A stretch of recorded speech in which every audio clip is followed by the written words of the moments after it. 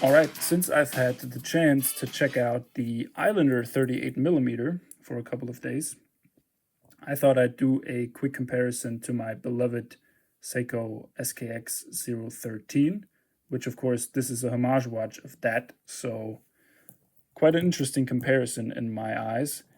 But first of all, we're going to get into a quick history lesson on the Seiko mid-size diver range.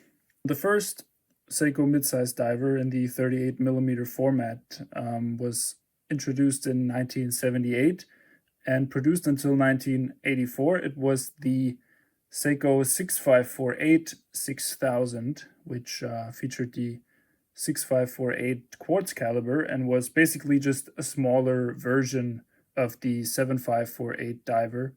It was replaced by the 6020 reference, a transitional model that was only produced for 1 year between 1984 and 85. The 6020 had a slightly different case shape and 50 meters more water resistance than its predecessor. From 1985 on, Seiko produced the 7C43 reference with a bit of a different quartz caliber, as well as slight changes such as the white hands.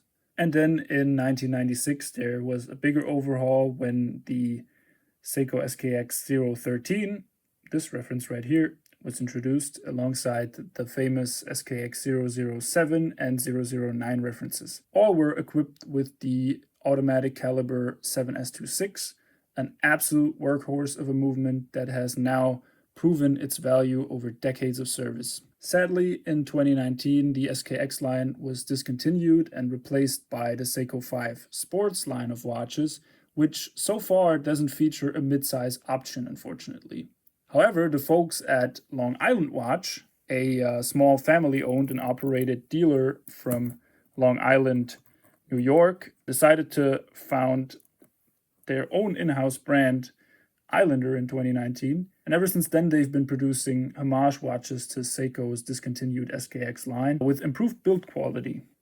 One of which is this watch, the Islander 38mm, which is the direct homage to this Seiko SKX013. But how do they stack up against each other is the big question, so we're going to compare the specs right now. First of all, in terms of measurements, they are pretty much the same. Both are 38 millimeters in diameter. Both have 20 millimeter lug widths. The lug to lug is a little bit bigger on this watch. Due to the extended end links of the Islander, it measures 44.5 millimeters lug to lug, while the Seiko only measures 43 millimeters, making it a little bit more wearable for smaller wrists. The height is the same as well, 13 millimeters on both watches. Movement-wise, there's also only slight differences because both watches feature a Seiko movement. The SKX013 features the 7S26 as mentioned earlier, and the Islander features the NH36 from Seiko. Both are bidirectional winding automatic movements. Both have, unfortunately, currently not really visible day and date complication. They both feature a power reserve of 41 hours and a beat rate of 21,600 beats per hour. In terms of diving capability, both watches are water resistant to 200 meters, although the Seiko is ISO certified to the standard 6425, and I don't know if the Islander is.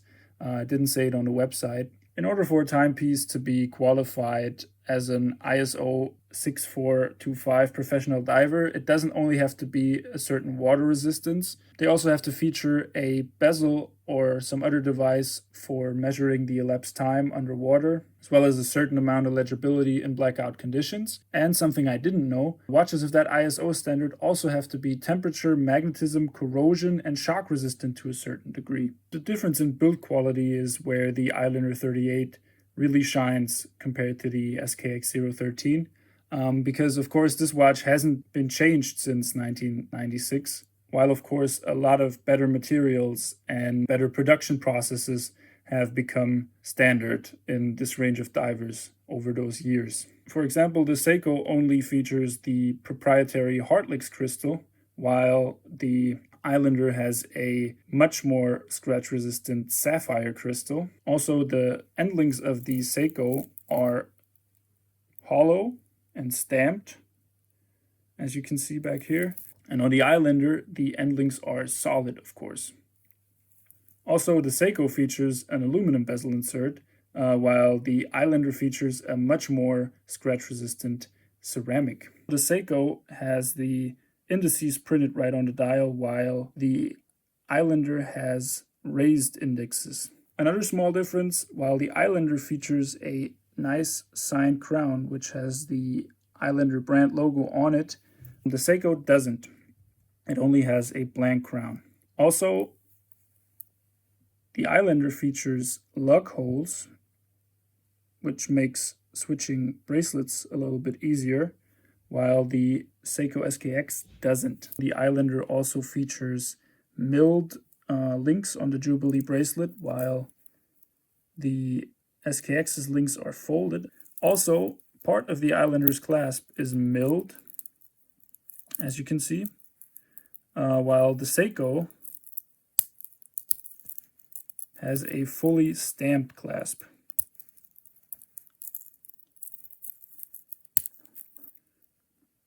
And these little improvements in build quality really make a big difference in hand.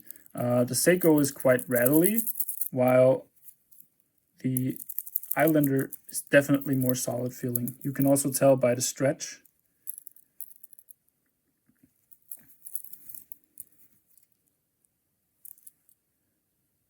Islander's bracelet bends down way less than the Seiko.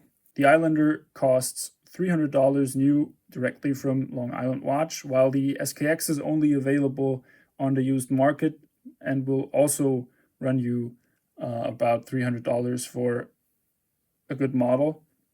For me personally, I just adore the SKX. It's my default watch. I wear this watch every day. It's the perfect size in my opinion. The bezel is useful for timing things. I much prefer a aluminum bezel over a ceramic one in terms of looks. And I prefer folded clasps over milled ones because usually they have a much lower profile, making them sit more comfortable over long periods of time. You know, I usually wear my watches for days at a time, and I really appreciate its water resistance. The only improvement that I would have would be getting rid of the day and date complication because I really don't use that. The Islander has a lot of the same features that I love so much about the SKX, like the water resistant, like the comfortable bracelet, and the case shape and the size and everything. They are more comfortable over long periods of time with the 38mm size than the bigger brothers of the two watches with the 42 to 43mm size. So really it's about what do you prefer, vintage looks or durability. The shiny look of the Islander is quite attractive also. In some scenarios, I might prefer it over the SKX. Maybe I should just rock it for a little longer time and maybe get me one that has a bit of a different look to the SKX. For example, I really like the pink one that they did, I think for breast cancer awareness recently. Maybe that's the way I will go in the future. You know, if this broke one day or the parts were getting too expensive, God forbid, I would for sure go for one of these. It's really just about what you prefer, modernity or tradition. And with that, I will say goodbye. Subscribe if you're new. Like the video if you found it useful. This little comparison between the two watches. And see you soon.